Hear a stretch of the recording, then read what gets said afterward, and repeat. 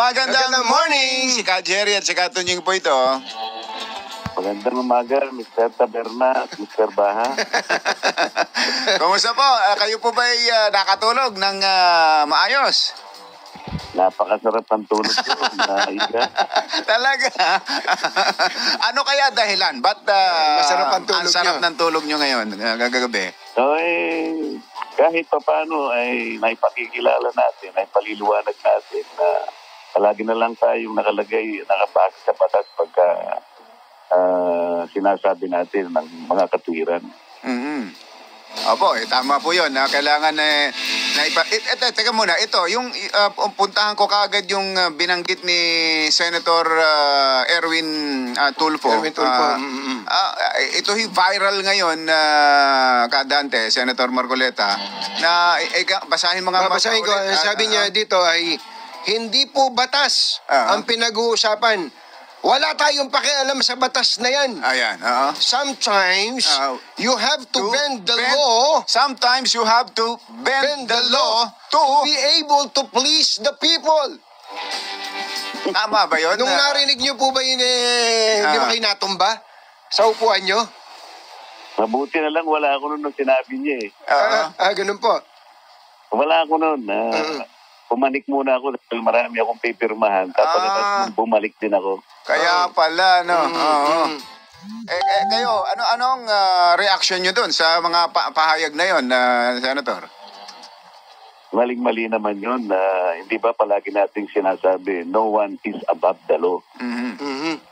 Kaya nga nandun kami para gumawa ng batas eh. Kung yung ginawa naming batas, isasantabi natin. At kinakailangan mauna munang mapaligaya natin kung sino man ang gustong lumigaya at kahit na ibaluktutin natin ang batas, wala naman sa katwiran niya. At manggaling pa sa isang mambabatas yung mga ganong salita, Kadante. Nakakalungkot nga yun kung bakit niya nasambit yun. Mukhang ang pinagmulan niyan yung pinagtalunan din ninyo ni Secretary Boying Rimulya tungkol do sa Kay Restituto. Kay Restituto, sa restitution. Yung pagsosoli ng kung ano man ang pakipaliwanag nyo nga, Senator, bilang isa ring abogado, magaling na abogado. Pwede ho ba yun na magsoli na? Halimbawa, kami ni Kumbatsero, may dapat na isoli dahil meron kaming kinuha. Isoli na kaagad kahit wala pang kaso at hindi na kami makakasuhan. Kung halimbawa yun ang sinasabi kasi ng batas, bakit naman hindi natin sundan? Kaya kanina yung panimulang salita ko, yung pag nangangatwiran ako, palaging nasa batas. Ang totoo niya, nung pumunta siya sa Senado na kung saan itatalakay yung kaso ng Diskaya, yung aplikasyon niya, inamin niya na sa akin, yung pasensya ka na nga niya. Ang gulo-gulo kasi na yung nangyayari. O sige, kasi total, nandito na ako. Nasaan ba sila? Kung sa atin ko nga rito, nagkausap sila eh. At bukas, sabi niya gano'n, pumunta kayo sa opisina para sa gano'n, papasok kayo sa proseso, sabi niya gano'n. Ipakikilala ko sa iyo yung mga tao na tutulong kung paano kayo mapasasaling sa proseso. So, akala ko naman, okay na siya doon at hindi ko na nga sa tinanong doon sa hearing dahil nagkausap na nga. So, pagkatapos, iba na naman ang pagdating ng pangalawang hearing, iba na naman yung kanyang sinasabi na kinakailangan, pagsoli na naman. Sinabi ko nga sa kanya, nung kami nag-uusap, sino bang ayaw na mag-solid kung talagang mapatunayang lahat naman na yan ay nakulimpat para sa bansa yan. Ang problema lang, sabi ko, mag-apply pa lang ang tao. Wala namang isinasaalang-alang na magsosoli siya. Ang isinasaalang-alang na priority, yung kaligtasan niya kasi nagsabi siya ng mga pangalan na maaaring ikasapanganib ng buhay niya. Ngayon, kung sasabihin mo ka ako na magsosoli siya, sino magdidetermine ngayon kung magkano isosoli niya? Yun. Importante yun. Kung korte lang naman na nagsasabi sa bandang huli, sabi kong ganon. Kaya nung kahapon, pinaalala ko sa kanya bilang abogado, sabi ko, di ba, sa lahat ng criminal cases na ipinapile, naka-institute impliedly yung civil liability. Ibig sabihin, palaging nandun yun. Kasi pag natapos na yung kaso, kukwentahin, pumasa siya dun sa pamantayan ng Witness Protection Program na tulungan niya Estado na identify lahat yung mga sangkot, lahat ng kawatan, malalaking isda. O di nakatulong siya ngayon. Libre na siya sa criminal prosecution. Kaya lang, doon sa civil liability, hindi siya malilibre doon kapag nakwenta ng korte na marami siyang pananagutang sibil. Makabalik ng korte ngayon sa kanya yun. Klaro po ba 'yon nung nakausap niyo po ba yung mga Diskaya dati nung kayo po ang chairman ng Blue Ribbon Committee? Klaro po ba 'yon na kung sakali man na sila ay mag-state witness ay hindi pa rin sila ligtas sa civil liability, meaning at the end of the day ay kailangan pa rin nilang magsole? Klarong-klaro kung pinaliwanag yun, Katunying, hindi lang sa kanya, doon sa 15 nandoon. Ipinod ko nga yung idea, sabi ko, ito, baka sakaling gusto nyong gamitin ito para hindi kami mahirapan, tulungan nyo kaming ma-identify natin ang mga malalaking taong sangkot dito. So, mag-take advantage kayo dito sa remedyo na nakalaan. Ito rin, nasa batas naman. Sabi ko, maaari kayong makaligtas sa criminal prosecution. Ang magiging pananagutan nyo na lang, sabi ko, ay yung civil liability. Ano nyo mabuti, kako, timbangin nyo mabuti yan. Kasi kako, ito maaaring ma-plunder kayo rito. Sabi ko, pareho kako, may pananagutan dito. Kahit nabalikan pa nila yung nakarang hearing, lalong-lalo na sinabi niyo yun. Hearing. Opo. Pero pinaliwanag pong mabuti ito. Pero yun ay kung magko-qualify sila o sino man sa kanila na maging state witness, kasi hindi naman porket gusto mong mag-state witness, pwede na. No. Pinaliwanag ko kasi may mga requisites doon. Kinakailangan mag-qualify kayo. Ngayon, kapag nag-qualify kayo, sabi kong gano'n, panagutan ninyo na kayo na naging state witness na. Habang state witness ka na kasi, Jerry, Katunying, ay kailangan yung undertaking mo sa ilalim nung pananagutan mo bilang isang state witness, ay talagang panagutan mo hanggang sa may panalo nyo yung kaso. Kasi kapag meron kang hindi pinanagot, halimbawa, hindi mo na pagtibay yung nauna mong sinabi. Kasi isa sa requirement kinakailangan yung mga ebidensya mo magtutugma doon sa iyong testimony. Kasi yung testimony should be, sabi niya ganyan, supported in material points. Ngayon, hindi mo magawa yun, pwede kang i-discharge as a state witness. Ang daming remedyo ng Estado, hindi naman siya po proteksyonan.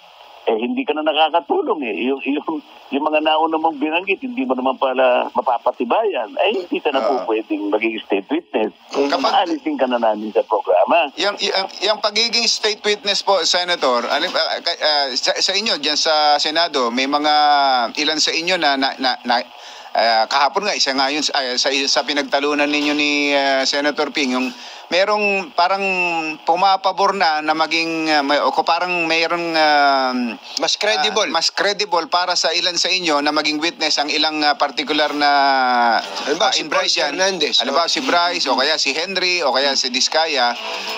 At ang DOJ mukhang meron ding ganong tinitingnan. Sa inyo ho ba, sa parte ng mga senador sa isinasagawang hearing at sa parte ng DOJ, doon pa lang pwede nang kayo pa lang mismo meron nang mag-identify na maging state witness, o gawin nyo ng state witness at hindi nakasuhan? O gawin nyo ng state witness at hindi nakasuhan? Wala kaming karapatan kasing mag-identify. Ang gagawin lang namin, i-recommenda namin. Po proseso. Recommendatory. Ang DOJ.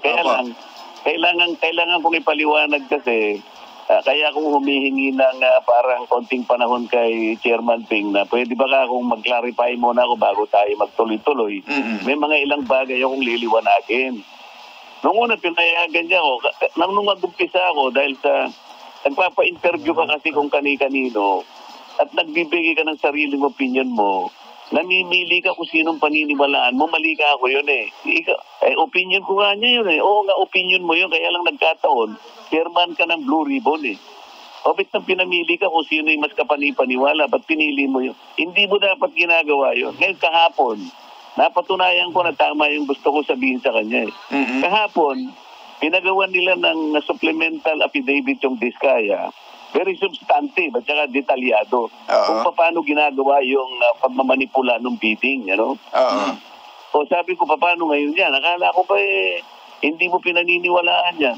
Abay, kanya ngayon, he appears to be more believable. O, tingnan mo ako. Paiba-iba ka eh.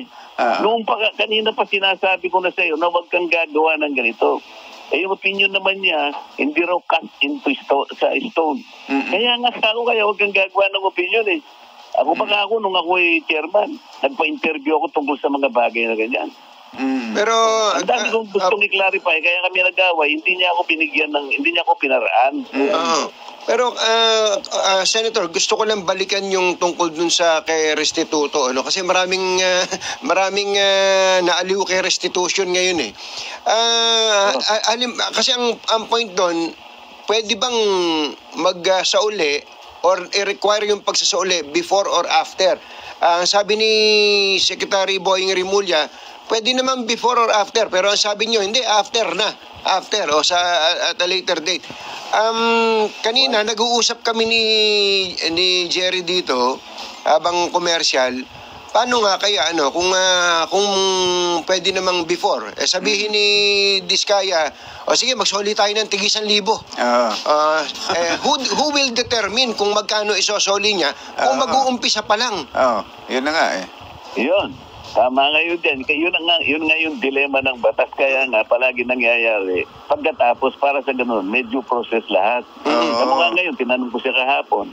O kung sakali ka akong paniwalaan kita, nangyayari before, magkano isosoli niya? Kukwentahin daw nila. Paano nyo kukwentahin?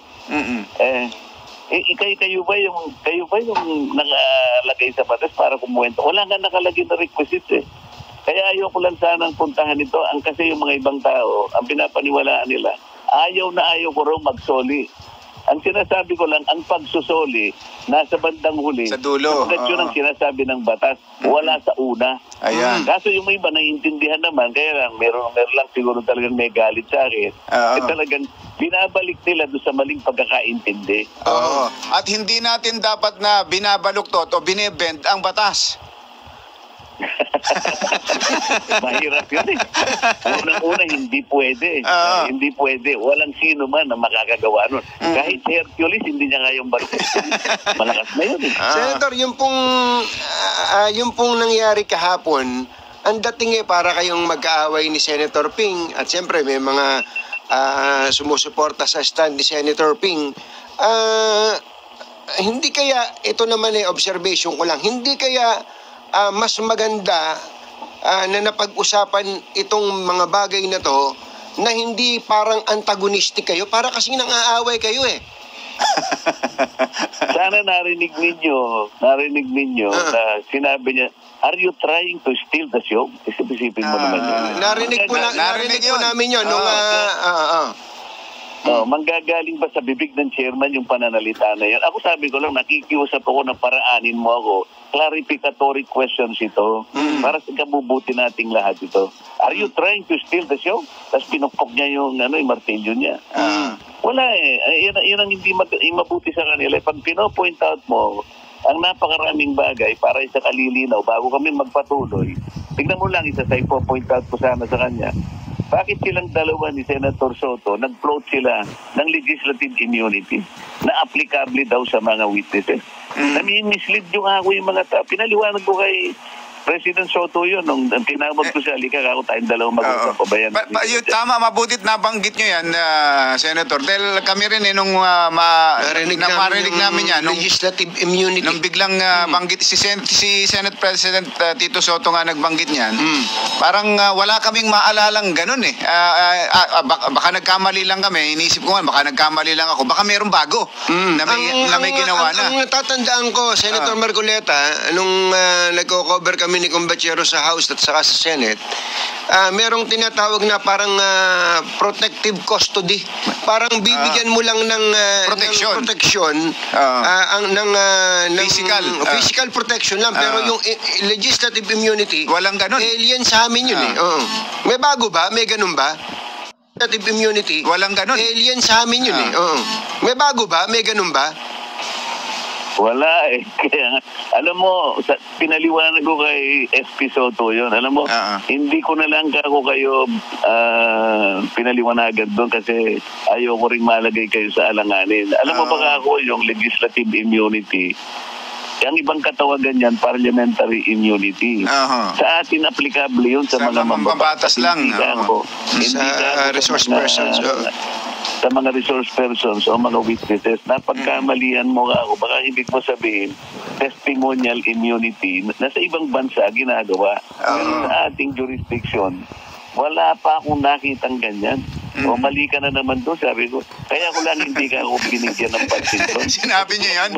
Sinabi niyo yan? Mali ka na naman doon. Hindi, nung kami lang dalawa. Okay. Kaya ko lang hindi ka ako binigyan ng diin yun. Kasi nakatumbok na naman kay Diskaya, sasabihin na naman nila pinagtatanggol. Yun na nga. Hindi, pero ako po naniniwala ako, kayo ay mga maginoo naman dyan lahat sa Senado. Tingin ko po nauumpisahan lagi doon sa parang gusto nyong mang-away. Sila din, gusto rin nila mang-away. Hindi ba kayo nag-usap after the proceedings kahapon? Eh sabi naman ni SP Soto, mag-caucus tayo, kanyang gano'n. Sabi ko gano'n, hindi naman siya tumawag ng caucus. Pero nung tumayo na kayo, paalis na kayo nun eh. Nakita ko eh. Agip pa kayo sa camera eh. Nung pagkatapos nung pumukpok ng Gable si Senator Ping eh.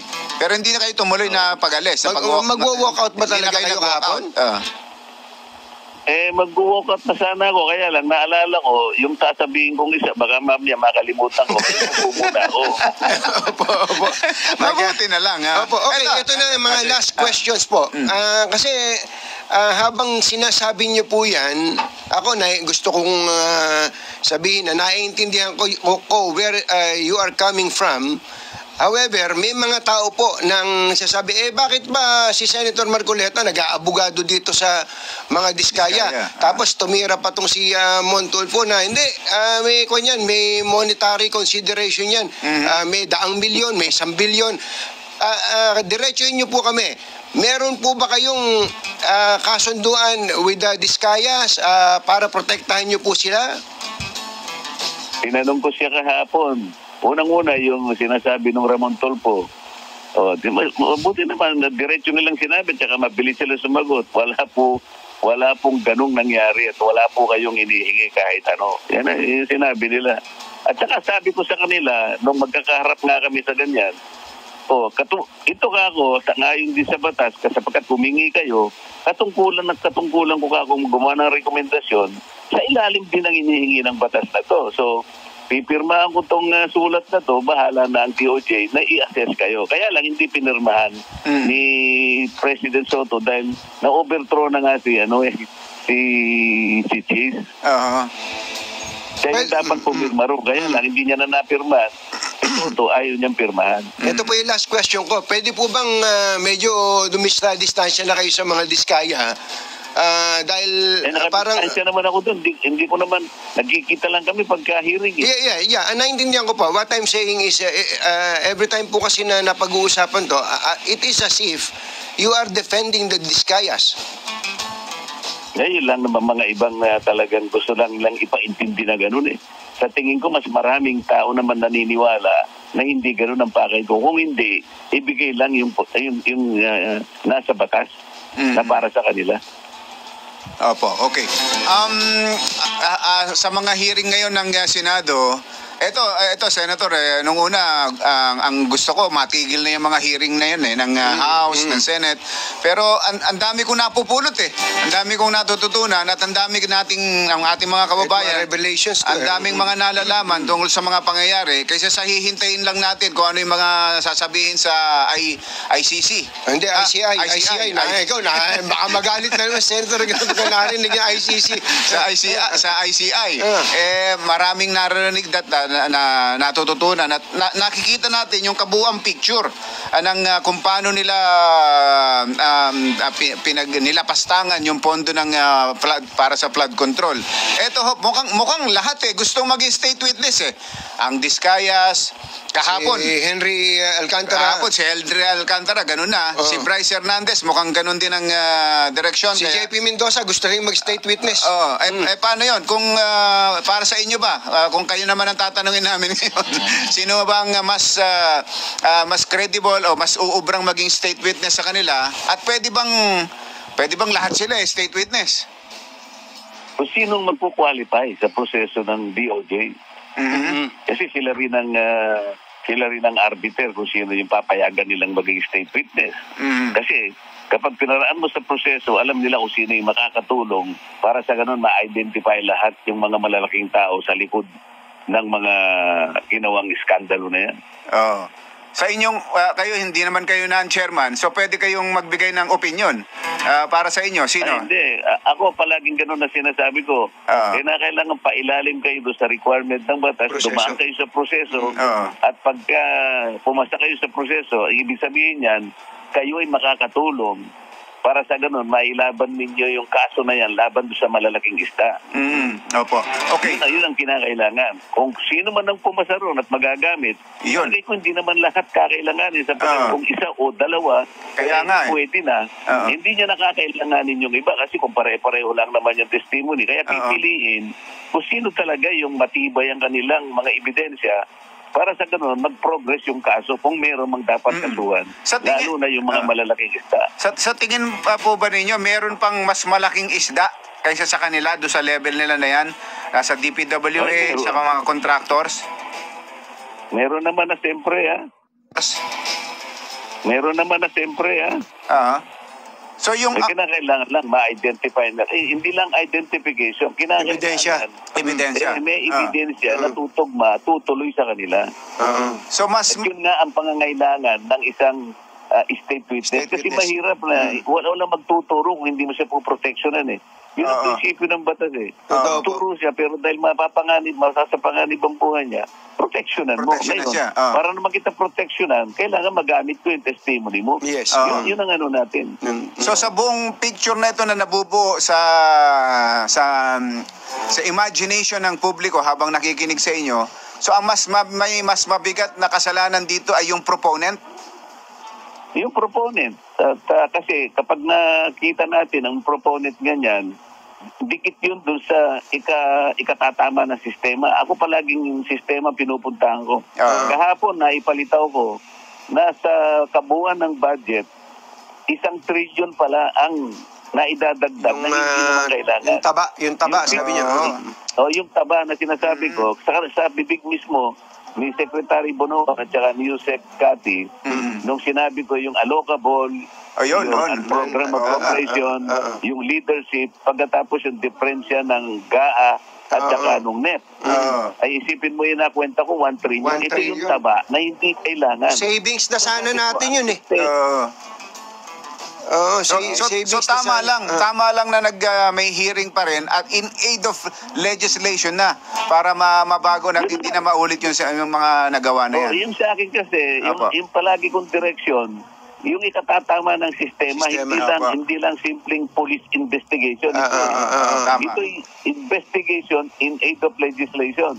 Sa kanila kasi makikita mo, purely police investigation.